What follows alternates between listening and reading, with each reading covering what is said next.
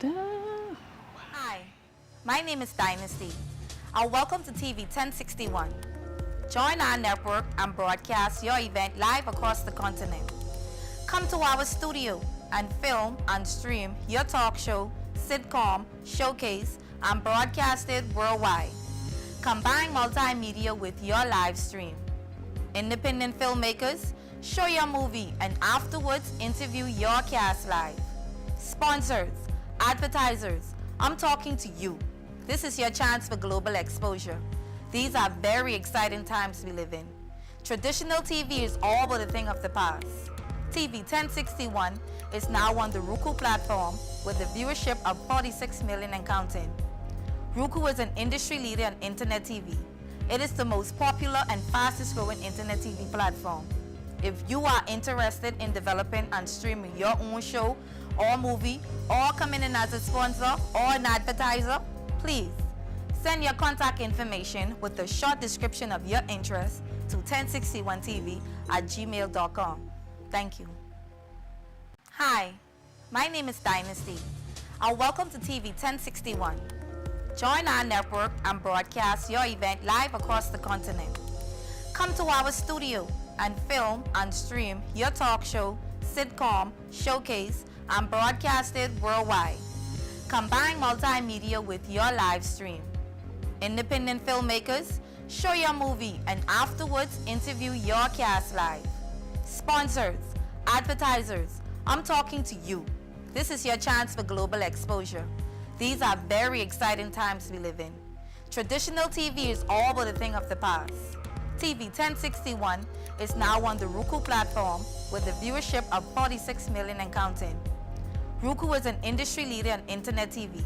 It is the most popular and fastest growing internet TV platform.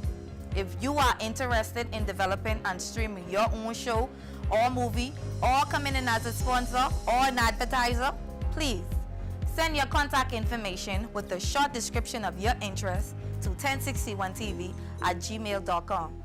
Thank you.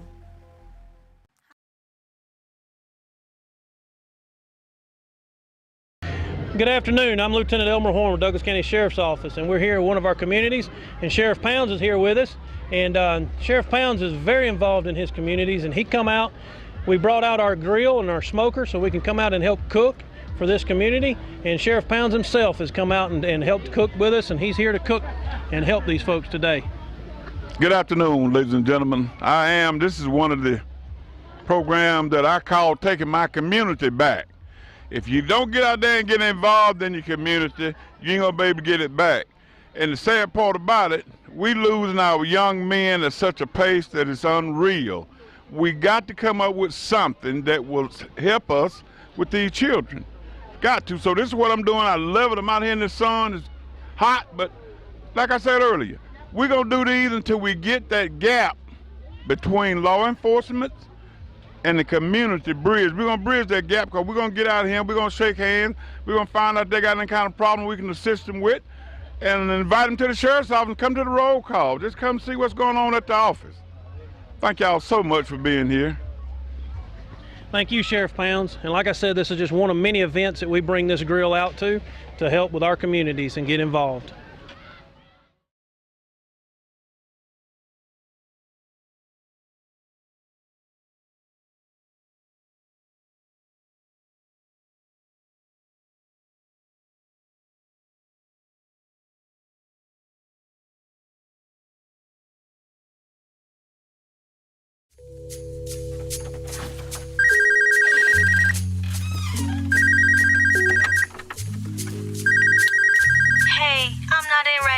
Sorry, leave me a message. I just wanna love you.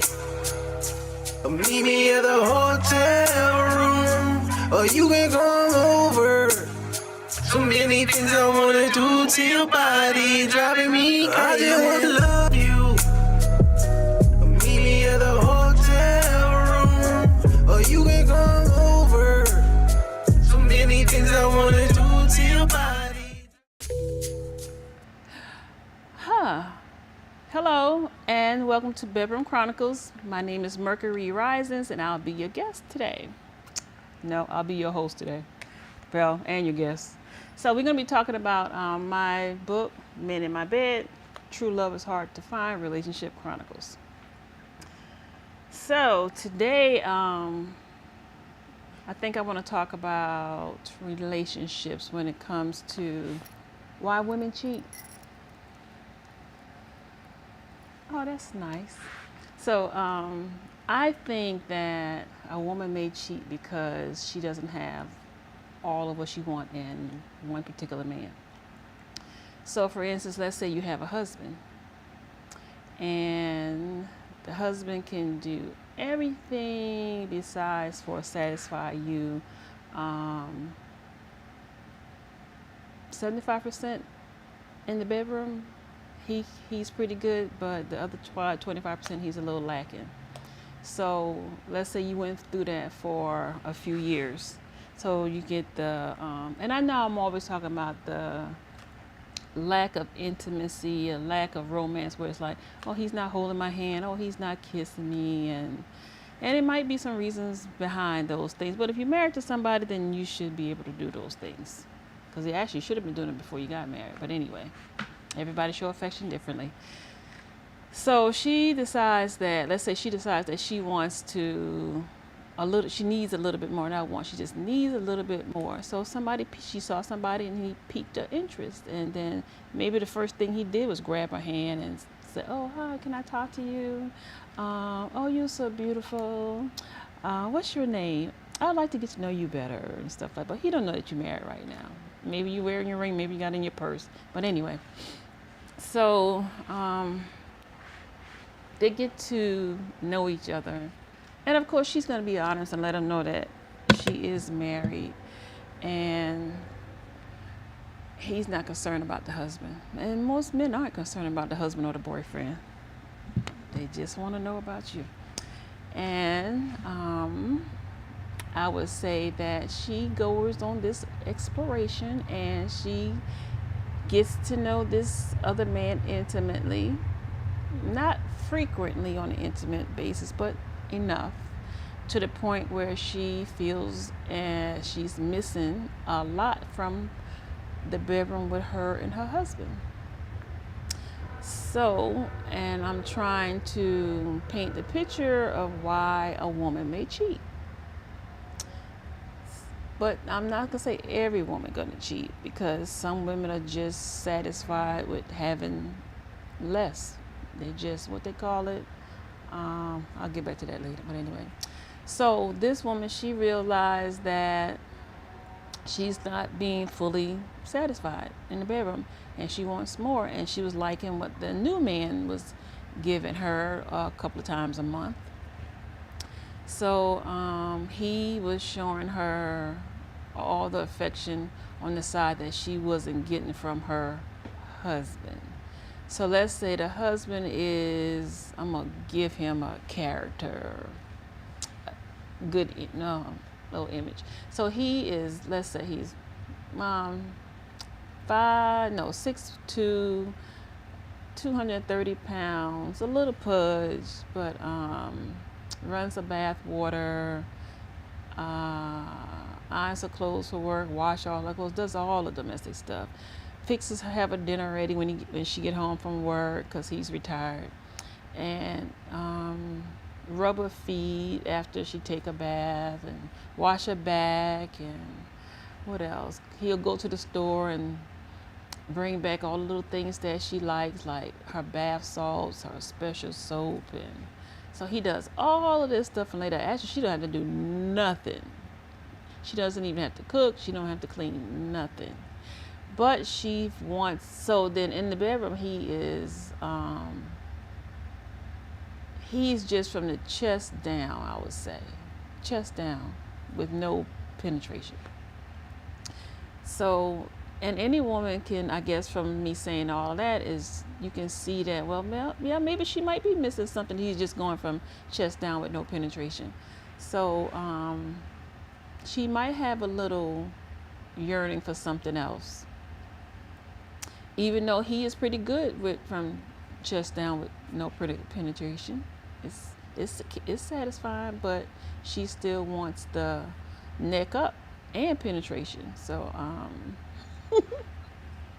That's funny, neck upper penetration. But anyway, um, this guy. Oh, somebody calling! Yay! Talk. Hello. Oh, speaker. Talk. Speaker. Hello. Yes, my name is Mike. How are you? How are you? I'm doing fine. Oh. You know, I thought I'd call in today. I just have I have a few questions, actually. Yes. And you mentioned why women cheat. Mm-hmm. I actually have 10 reasons why I think women cheat. And I'm going to give each reason, and maybe you can tell me, maybe you can expound on the reasons that I'm going to give you why women cheat. Okay. Can you do that? Yes. Okay. Well, the first reason is dissatisfaction with the relationship. Mm-hmm. Can you tell me why you think most women are dissatisfied with the relationship? Why most women are dissatisfied with the relationship? Yeah. What makes a woman become so dissatisfied with the relationship that she thinks she needs to cheat? Because I think there's no, I'll say change up. Because if you're used to doing the same thing, let's go just to the making love part. If you making love the same way every time, you're gonna get bored. That's like eating a peanut butter sandwich every day for lunch with a glass of milk. You're gonna get tired of that peanut butter sandwich every day with a glass of milk. One day might even choke you, but then that'll be something different. So you think that women cheat because they get tired of a relationship? They get tired of the same routine in the relationship. And I think that maybe they not talking about how they can mix things up to make it more exciting for both of them. And communication in a relationship is one thing that's normally lacking, or why people end up breaking up or getting a divorce, because they're not communicating. But I think if they just probably talk and they get to the point where they can explore a little bit more, then women may not cheat, but definitely going to cheat because they're not getting to the point where they can have that conversation to get to the new stuff. Okay, well, I guess I can go with that as number one, they're dissatisfied with the relationship. Yep. Number two, loneliness. Mm-hmm. Do you think a lot of women cheat because of loneliness? Yes, I think they do. People do cheat because they're lonely. Just because you're in the same room with somebody doesn't mean that you can't be lonely. Because let's say that me and my husband, we in the room. He's on his laptop. I'm on my iPhone. The sexual interest is very low because the pleasing part just isn't 75%, and you can be sitting in the room with the same person every day, not even having a conversation, or the conversation is weak, and you just feel all alone. That's why you're on your phone or your laptop. Okay. Third reason, I think, Mm-hmm. sexual curiosity to try new things. What about curiosity? Why do you think? I said the third reason I think women cheat is sexual curiosity to try new things. Can you expound on that? Sexual curiosity to try new things. Well, And do you think that's one of the that would be a reason for a woman to cheat? I don't think that'd be a reason for a woman to cheat. I think that might be a reason for a man to cheat, but not a woman. I don't think women have the sexual curiosity about sex and new things like men do. I don't know. You don't know? Well, maybe it's an age thing. Maybe when you're younger, let's say you in your 20s or your 30s, you might have that sexual curiosity of what you call it? What is it? Threesomes and groups sex and I don't know, orgies and all that stuff, and no, or what is it? Swinging. But I think when you get a little older, a little more seasoned, you're not into that type of stuff, unless you are, I may think, I'll throw this out there because I've heard men say this. When a man is of a certain age and he is at a certain status in his life, let's say he has money, the small things are not as interesting to him anymore as they once were. So then, yes, he may be on a journey to enrich his sexual livelihood, and then he will be trying a lot of other things. Well, I think the dangerous thing about this scenario is that when a woman craves to fulfill their sexual curiosities, sometimes lust can lead them to hunt down another man in secrecy who's willing to satisfy her physical hunger. Think so? Well, you know, that could be true. That craving, sexual physical hunger, that I think that has a big play in women cheating. But I think that's only after they haven't gotten what they want in a certain period of time. You get me? Okay. Well, look, I think I got a fourth one for you. Okay. And this is the one that just seems to be kind of common these days. But an online affair gone overboard. I think during these weak moments, it's crucial to remember that getting sucked into online chats may get you hot and excited at the time. However, it will eventually lead you to nothingness while making you lose the true love of your life. Do you think so? I think that's relevant, but I don't know, and I think it could be happening more frequently than I'm possibly aware of, especially with all this online dating, and there's so many online dating apps out there now, even up to Facebook. Because I mentioned last week that I got 40 hits in one night, but everybody was respectable. So it could go to that extreme that you just mentioned, I'm sure. But okay, well, I have a fifth one. Emotional negligence. And you know, while we can't blame infidelity for anyone other than the cheating party, it's essential to realize that it usually takes two to stir up trouble, just like it takes two to make a relationship work. Would you agree? I would agree. Emotional negligence, that's a very good one. Because some, I'm going to say the men, some men are just not there emotionally at all. And I guess it's equally yoked.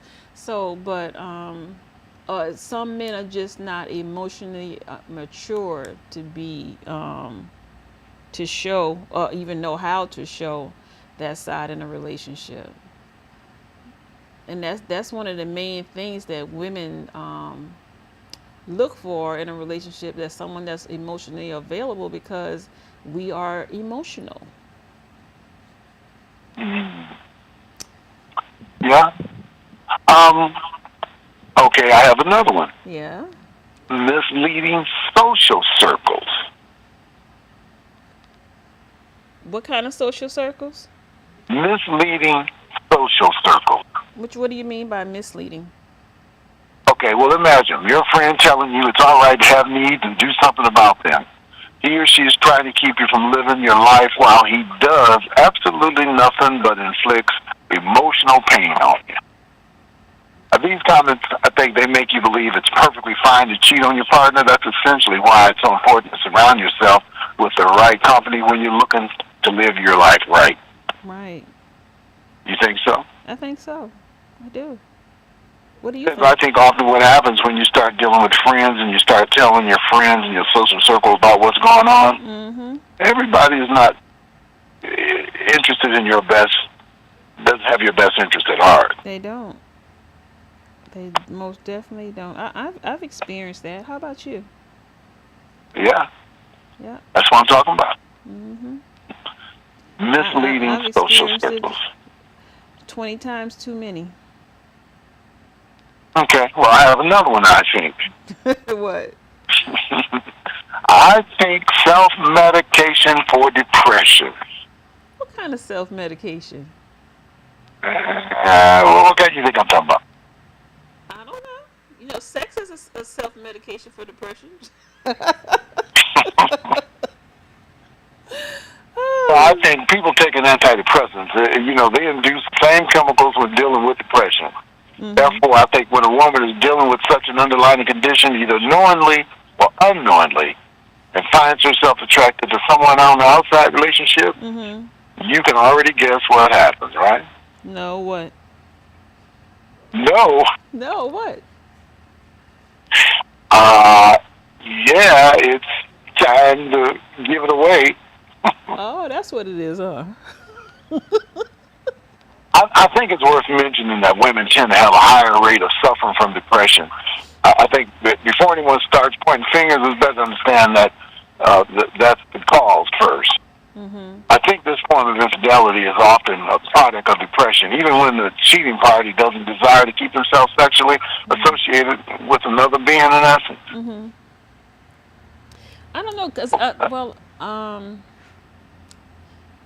knowing a little bit about women, and, well, no, I know quite a bit about women since I'm one, and depression, and when it comes to intimate stuff, women just not, if you're depressed, you don't have an interest in anything like that.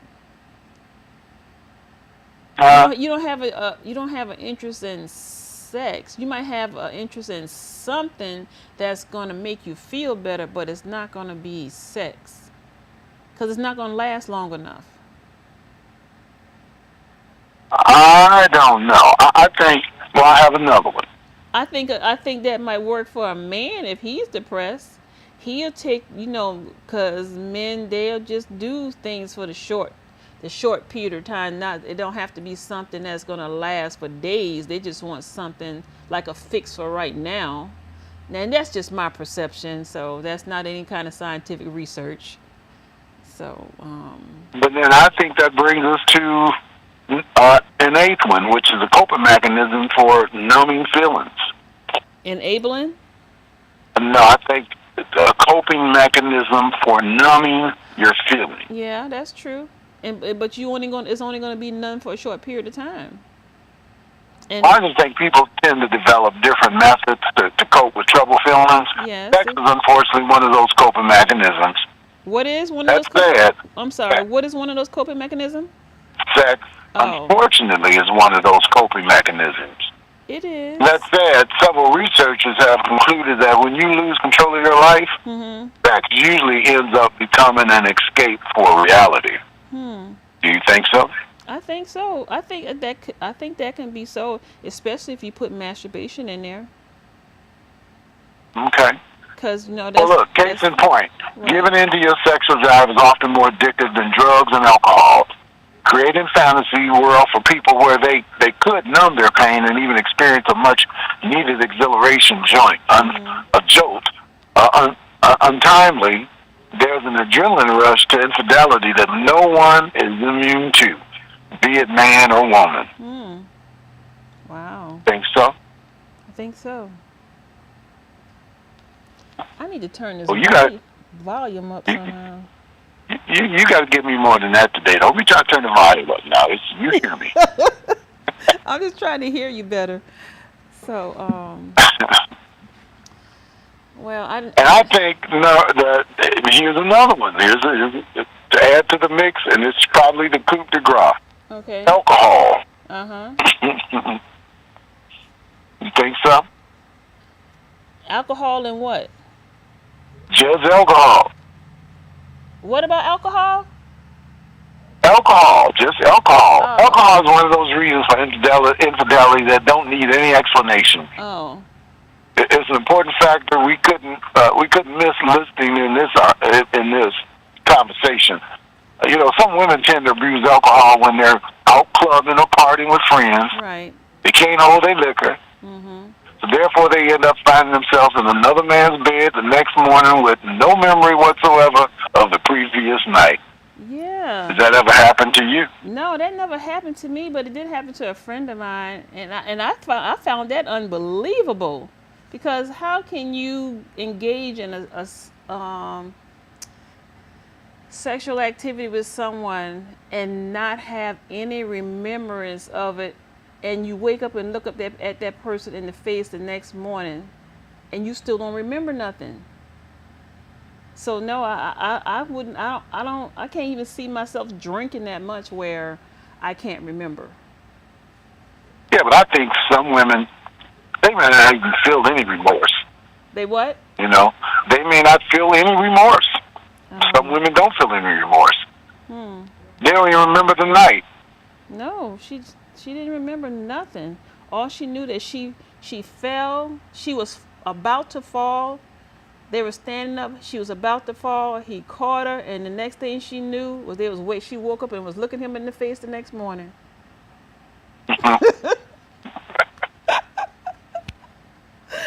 Well, I think, and I have the last one.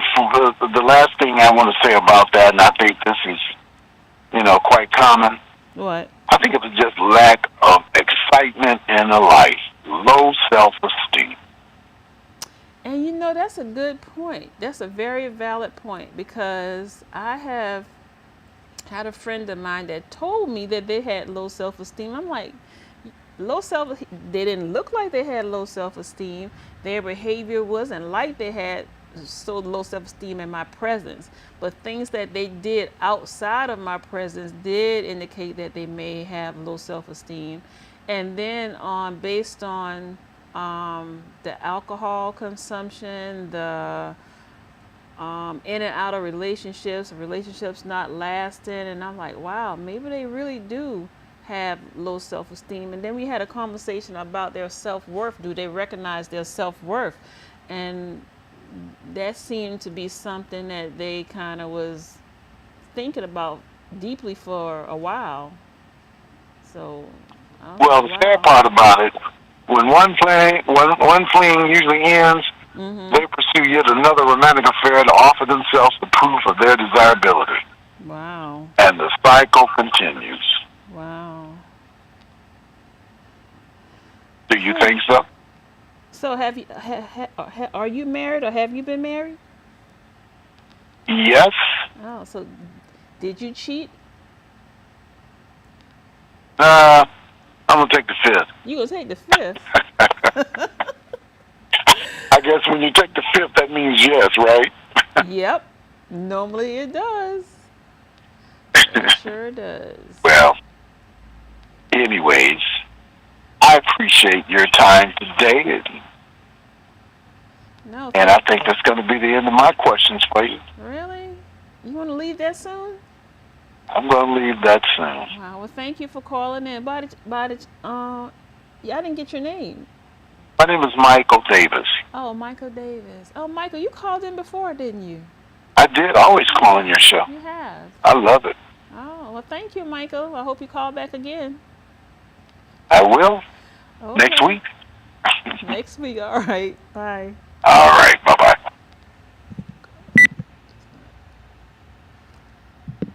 So, thank you, Michael Davis, for calling in. Interesting questions. I wish I could have heard you a little bit better, but I'm sure it got a little bit of jarred a few people's interest. So, Tacoma, where are you? Are you going to call in? Let's see what questions you have for today. Well, commercial time. We'll be back in a few. But before we go, our sponsor today is State Farm and Sherry Denard and Team Roofing. There are no mistakes or regrets in this life, only the opportunity to learn and evolve. Leave your imprint on this earth. In that process, it's a responsibility and calling to aid others where possible. When you've been blessed, you should look to be a blessing. That can take the form of your time and resources. You only have one life to make a difference in others, so why not show up and be great? But not for the sake of yourself, but for a generation of onlookers who are looking to see what's possible. Being a State Farm good neighbor in the community is a privilege that I don't take for granted. My name is Sherry DeVos Denard, and my office is located in the industrial side of McDonough, Georgia. We service all of Georgia and neighboring states Alabama and South Carolina. You can reach us today for all of your auto, home, life, and small business needs at 678-782-1010 3005 or online at sddinsurance.com and on all social media platforms. We look forward to earning your business. There are no...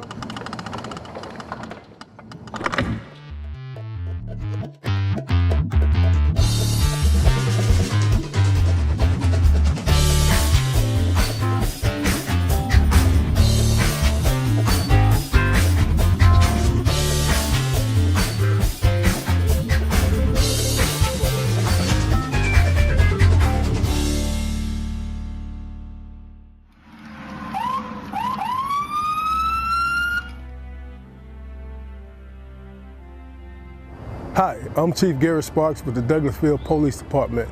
Today we want to give you some safety tips concerning traffic stops. Take a look.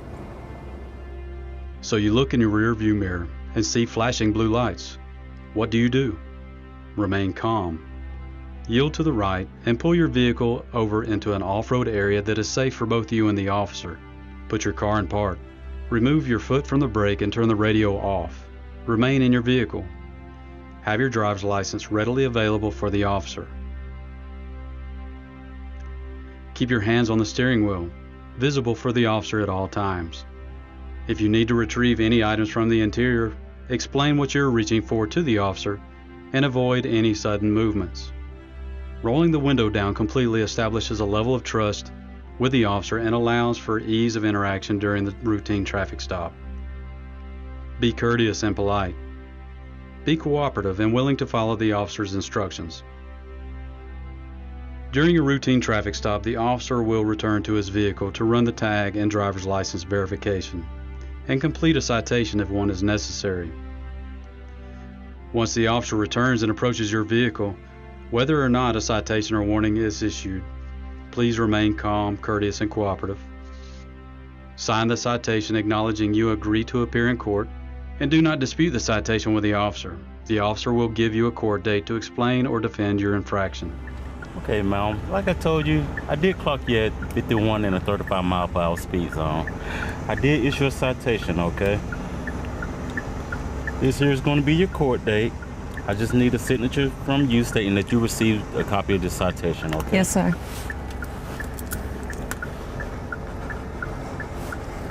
Thank you. All right.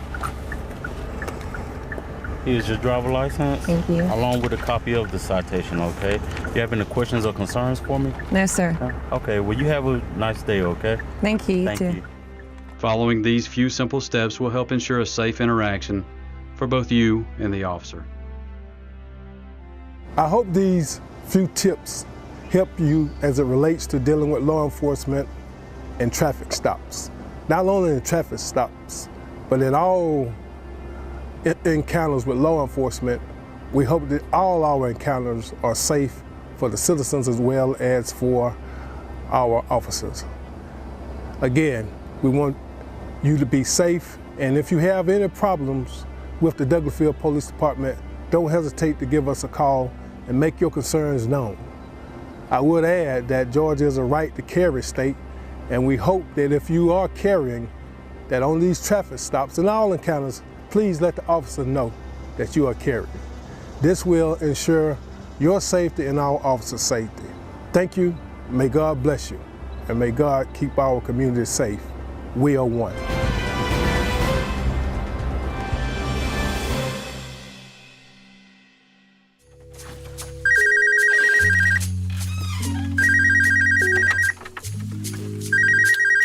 Hey, I'm not in right now. Sorry, leave me a message. I just want to love you. Meet me at the hotel room, or you can come over.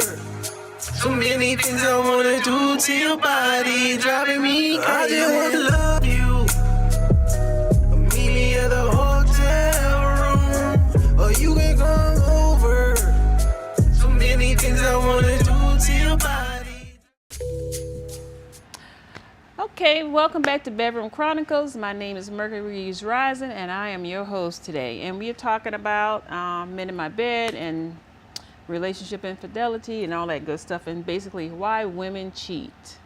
So, my guest, Mr. Michael Davis was just on a few minutes ago, and he has some very interesting questions. So maybe you look back and you catch up on those questions and responses. So I think now I want to talk about a chapter in the book. The chapter in the book is called Larry, and Larry was an older gentleman. I think he was like 5 years older than me at the time, and I was probably, let's say I was 25 and he was 30. And Larry, we had a discussion, and like I was saying earlier, when I was talking to Mr. Davis, the communication is really lacking in a lot of relationships, especially on the intimate side. So Larry, by him being a little older, and later on I did find out that he was married, he liked to have conversations about what's satisfying to me. And I would ask him about what's satisfying to him. So by us having this conversation beforehand, we were able to please each other immensely in the bedroom. So he knew everything that I liked. I knew everything that he liked. He would do exactly what I liked. I didn't really have to give him because he knew. I guess his years of experience and with other women, and by him being in a committed relationship with his wife. And I think he was basically the type of man that he just liked the idea of being married because he always cheated, not just with me, but with people before me. So, but I didn't know that he was married until 6 months after we were in a relationship together. And then after I found out, then I didn't want to let him go because he was the best that I had at my tender 25 years. So he kind of helped me to find what I liked. And at 35 was the first time that I had a orgasm. So I already had 3 children at 35, and I never had an orgasm. And there's a lot of women, younger and older, that have had that same type of experience that I know personally. So Larry was one of those men. He said, well, I guess you can say what men, some older men say, you haven't had a man till you had an older one. And I guess that's surely enough for a younger woman. So, and he was right, because I had never experienced any of the things that I experienced with him with any other man that was younger. So he took one thing that he did was he took his time. He took his time from head to toe. I mean, he didn't miss nothing in between my forehead down to my toe. Nothing, not one thing was missing. I mean, he was so, wow, it was like he was polishing his car and he didn't want to miss a spot. So at my age at that time with him, he was the first man that I was with, and I got that orgasm. I thought that, I didn't know what it was, but I just know that it was trembling and shaking for the whole entire body, like it was just uncontrollable quaking. So then, how you gonna let that go? But anyway,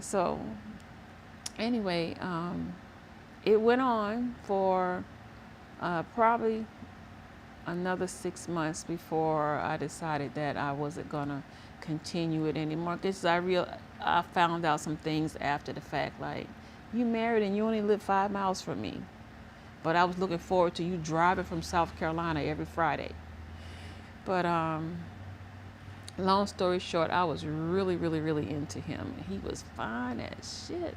But anyway, yes, and I called him Mr. Bentonese, because I think on previous shows, me and Tacoma, we talk about how long should love making last, and like 2 minutes, 15 minutes, 20 minutes. Nah, with all of the foreplay, and that's where this came from for me. Larry, thank you very much, honey. 2 hours is the minimum, and it can be every minute is attention on him and attention on me, and every up to the last minute is satisfied. And actually it wasn't no 10 or 15 minute breaks. It's just like you just continue to satisfy each other, but just in touching or kissing or massaging or whatever continuously. And I call him Mr. Bending Knees, because when you stood up, those knees were wobbly. So wherever you are, Larry, I think you're in North Carolina right now, but kudos to you. And ladies, a second thing would be, this came after Larry, and this was, I'll say, Greg. And Greg was like, oh, 6'5", caramel complexion, nice, business type man, you know, suited and booted every day before he go to work. Executive with whom? Who was he work? GMC, accountant at the time. So Greg, I met Greg at this club, and Club 21, Deion Sanders Club in Marietta. And this was probably in the early, like 94, 95, something like that. And Greg was like, fine. And yeah, they all are fine, but anyway. So Greg was like, no, look, Greg was romantic. He was the type, he come home, he done got the rose petals from the front door to the bathroom, to the bedroom, in the bed, everywhere. And Greg was the bomb. He brought gifts nice gifts. Unexpectedly, you never was expecting whatever he was going to give. I said, I like him. He was real cool, down to earth. And he was like the type of guy out of a soap opera. So Greg was like, you need to know how to please yourself. I'm like, please myself? And he said, yeah, don't you masturbate? And I'm like, no, I don't touch myself. What am I going to do that for? Then,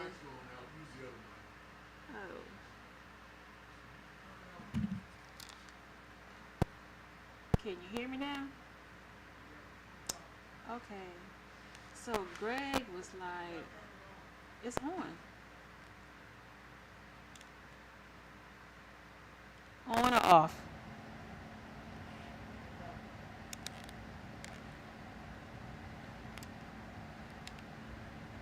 Okay, I believe it's on. It's on red. Can you hear me? Okay. So Greg was the person that basically taught me how to please myself. So then I would actually take time, a few hours, and learn how to please myself. And I get all my little products that I needed to do that with. So I'm saying that because sometimes I read this somewhere. All men that come into your life are not dogs. They come to heal. They come to share. They come to show. So I'm gonna jot down Greg as a lesson, and of course Larry is lesson number 1. Greg is lesson number 2. So Larry was the orgasm lesson. Greg is the masturbation, how to self-please, how to pleasure yourself, because his takeaway was, if you don't know how to please yourself, how do you know that someone else is pleasing you? So I said, oh, that's a good point to take. So then I had to learn how to do my own little exploration from my forehead down to my toe. And it works magically. And you're going to watch me. No, I'm just kidding. So Greg and I hung out for a good while, a couple of years actually. And then he moved away to Tennessee somewhere. But anyway, I might look him up on Facebook one day, see what he's doing. But anyway, so we've talked about orgasm, and we've talked about, well, let me get back to the orgasm part, because if let's just imagine you're 35 years old, 25, 35 years old, and you've been having sex and you are making love and you've never had an orgasm. but then you finally get one. Imagine how that's going to be.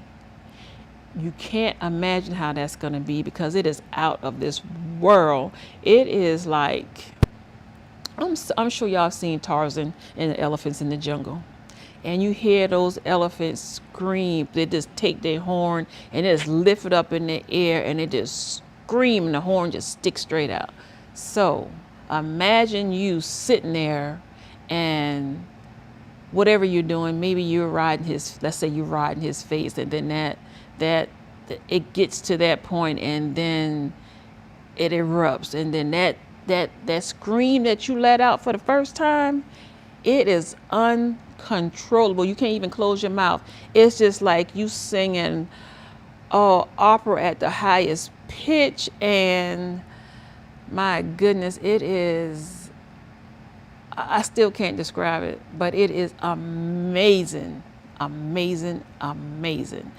And because that's a long time that you've been saving, that has been just sitting here waiting to let loose. So that's the orgasm story, and you got the bended knees story, and now let's see what else I can give you, tied you in with. I can't even think of something else that I can tell you about that's gonna, well, I can tell you that it's all in Men in My Bed. True love is hard to find, because on my journey to find this true love, it's just been a lot of kicking rocks, but I have gotten quite a few lessons, quite a few. And on top of that, let's see, the next relationship I'll say is, I don't know, I guess it's just been the search for that one person. That one man, forget person, that one man that I have that heart-like connection with. And I don't know, it's just been hard to latch onto it.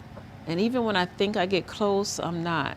Something else comes in, like that person is not mature enough, or that person is not finished playing enough, or that person just can't be honest enough, that person don't even know themselves. So, and I just sit back and I watch. I don't know if the men that I've been involved with recognize or even paid attention that I am actually paying attention and hanging on everything that you say or do to see if you are that one, and they end up not being. But and if that person, one of them, if one in particular I thought was actually the one, but he has a lot of things that he still needs to do, and I'm going to put that on a spiritual note with himself, so he's not ready. But I'm not the type of person that's going to be sitting around and waiting. So then I do like to just do things to work on me, because I don't want to be on a continuous roll of disappointment. So where I'm at in my life right now is more, if I have to continue this journey on my own by myself, I can do that, because I have the tools to, if it's sexual, to satisfy myself. If it's spiritual, I know how to sit and be quiet with myself. And I just know now how to take care of me. I'm sure it's a whole lot more that I can still learn, and probably will be learning.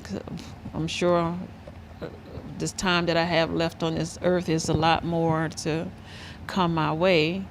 But with love being a universal energy, then it's time for a commercial, and we'll be right back. And the sponsors for our show today is State Farm, Shirley Denard, and Team Roofing. We'll be right back. Mistakes or regrets in this life, only the opportunity to learn and evolve. Leave your imprint on this earth. In that process, it's a responsibility and calling to aid others where possible. When you've been blessed, you should look to be a blessing. That can take the form of your time and resources. You only have one life to make a difference in others, so why not show up and be great? But not for the sake of yourself, but for a generation of onlookers who are looking to see what's possible. Being a State Farm good neighbor in the community is a privilege that I don't take for granted. My name is Sherry DeVos Denard, and my office is located in the industrial side of McDonough, Georgia. We service all of Georgia and neighboring states Alabama and South Carolina. You can reach us today for all of your auto, home, life, and small business needs at 678-782-3005 or online at sddinsurance.com and on all social media platforms. We look forward to earning your business. There are no mistakes or regrets.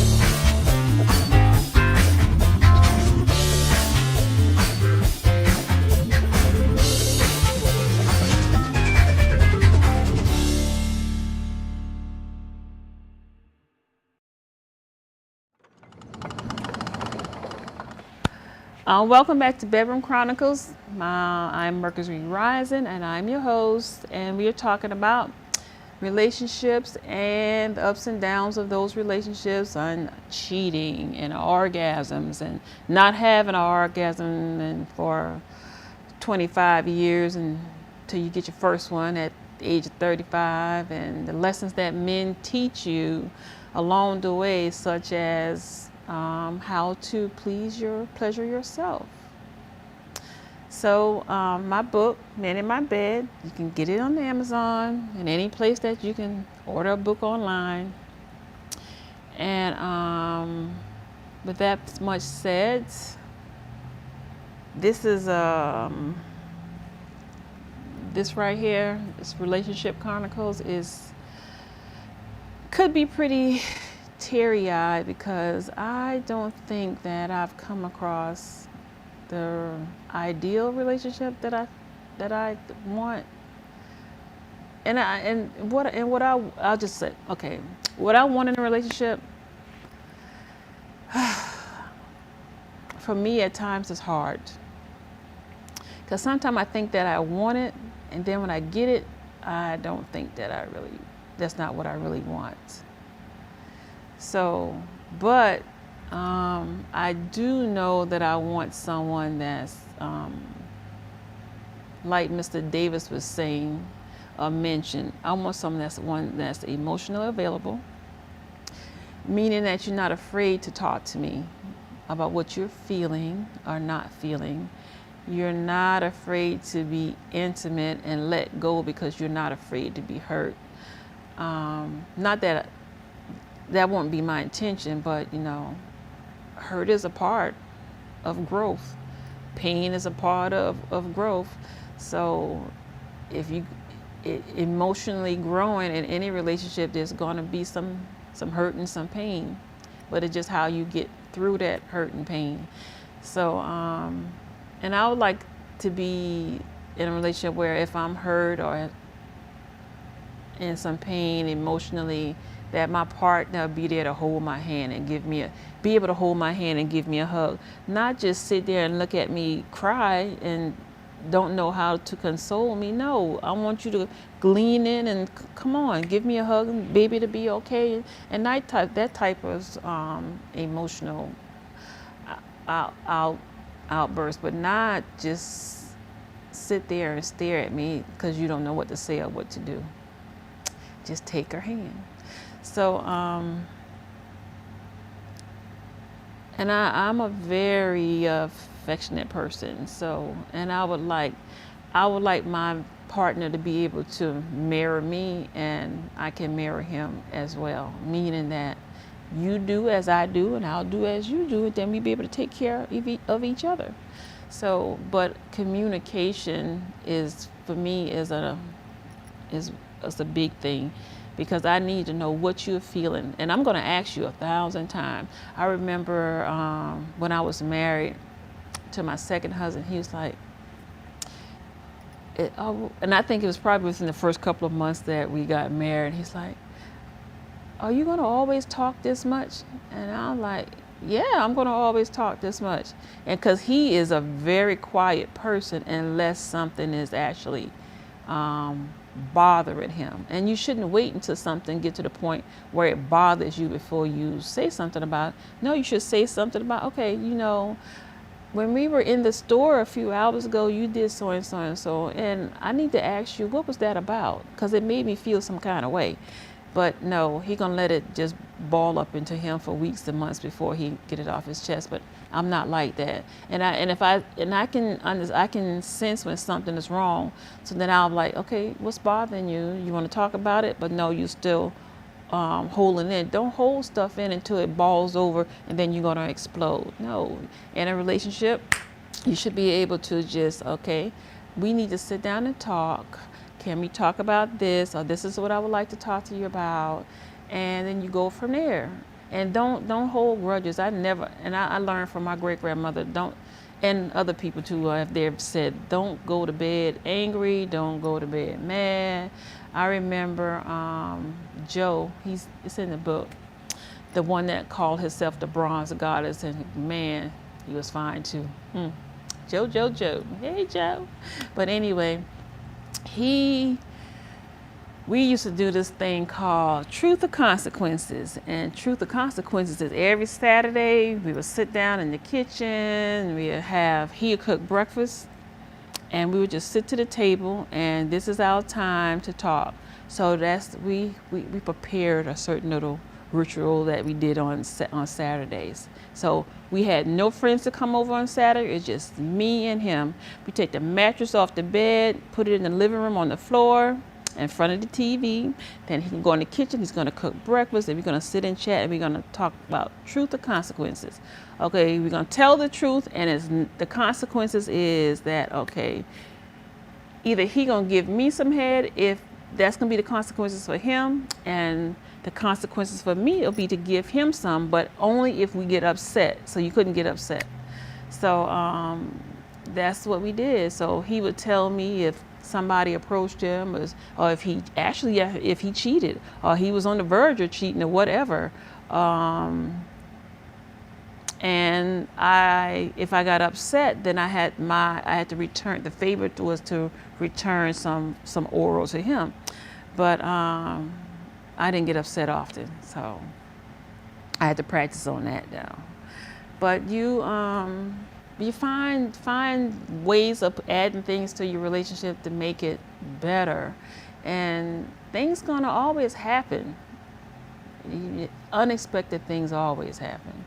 So you never know when the devil gonna throw a wrench in your plan, whatever, if you and your wife, or you and your significant other, or you and your girlfriend, or you and your fiance, things always happen. So you just need to have a plan of how you're gonna work it out. And we had a plan beforehand. Now, we were together for, I think, about 9 years. My kids were little. And he just cheated one time too many. And I set some boundaries when we left and went to New York. And then I said, if he did it one more time, I was leaving. And he did it one more time. And when he left and went to South Carolina, I left and went to Florida, and that was it. And then he chased me around for like 6 months, Florida, South Carolina, Atlanta, and then I told him no, I couldn't do it no more. That was it. And then we still friends. We don't talk like we used to, but we're still friends. And we hit each other up on a birthday or a holiday and catch up on how the family doing. And because I don't like to burn bridges, because you never know when that person gonna play another important part in your life. So, and we were so close, so I don't want to burn bridges with people that I've been close to. And I don't fault people for things that have happened in our relationship, because now I have a better understanding that those are out of my control. So I just chalk it up like that. So the book has some very interesting chapters that were actually, you might not even want to put it down. You might want to just take it with you to the restroom, the bathroom, take it with you to the bathtub. So it's that intriguing. So I've had younger people read it and tell me about it. I've had older men read it and tell me how hot it is. Call me and tell me how hot it is. Girl, this book is hot. I was like, well, thank you, sir. So, again, it's available on Amazon. And there you go, Men in My Bed. Go ahead on, get your copy.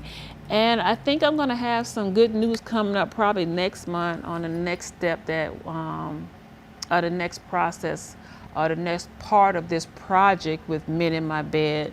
And I might let y'all in on a little bit of how that's coming along. But again, Men in My Bed is the book to have for this summer.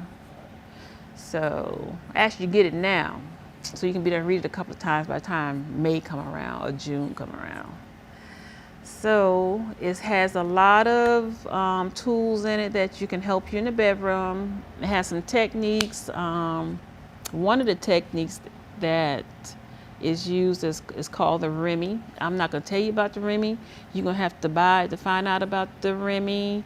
And if you roll back, say, a year or so on, no, not a year, probably like 9 months, Bedroom Chronicles on YouTube, you can find December 2020, January 2020. It's a lot of sexual tips in there from 2 guests that was on the show.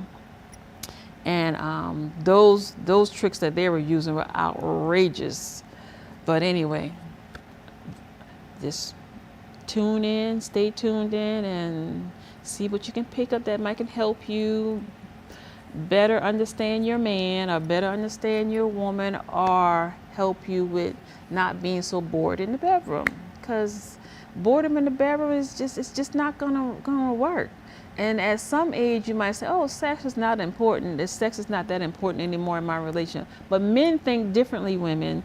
Sex, I don't care if the man is 100 years old, 104, sex is still important to him. He's still gonna try it. So I know women, they probably just want to lay down and take a nap when they get to that age group, but men are always on the go. Whether with what and all these little extra trinkets, Cialis and Viagra and pumps and all this stuff, that they're gonna be there standing strong waiting on you. So let's get it on let's get on the ball. And Men in My Bed will help you. It would help you. So, by any chance, if you want to call in, we have a few minutes left. It's 770-485-7724. It's been flashing across the TV screen, so you don't have to just leave me sitting here all alone talking by myself, other than when Mr. Davis called in. Man. So before we go, I'll mention again our sponsors for today are State Farm, Sherry Denard, and Team Roofing.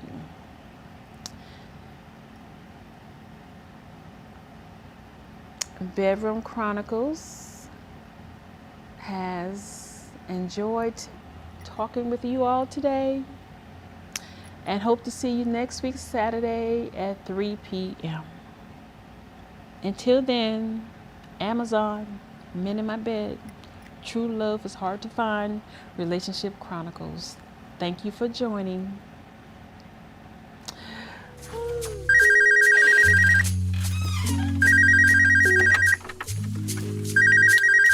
Hey, I'm not in right now. Sorry, leave me a message. I Bye. just wanna love you.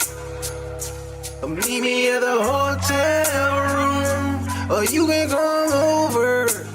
So many things I wanna do to your body, driving me crazy. I just wanna love you. Meet me at the hotel room, or you can come over.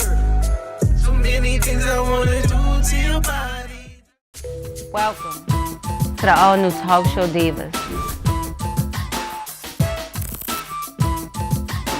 Debating, not playing, period. This is serious music we are doing too. And he needs to be in jail.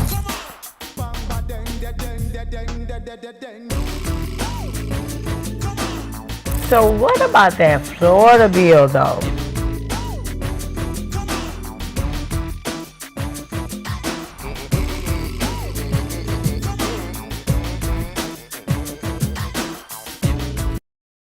Welcome